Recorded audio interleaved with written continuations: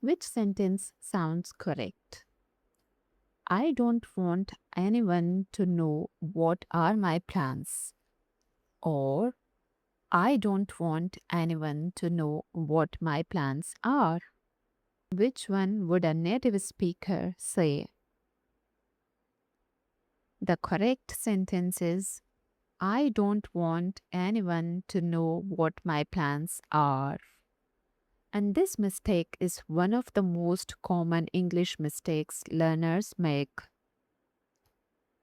Here is the problem. Many learners keep the sentence in question order even inside another sentence. A direct question is, what are my plans? But when that question comes inside a sentence, the word order changes.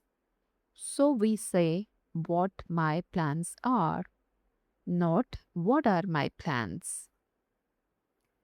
For example, I don't know where is he. That's wrong. I don't know where he is. That's correct. Can you tell me what is your name? That's wrong. Can you tell me what your name is? That's right.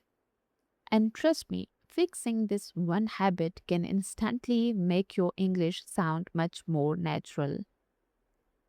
See you in the next video. Bye bye.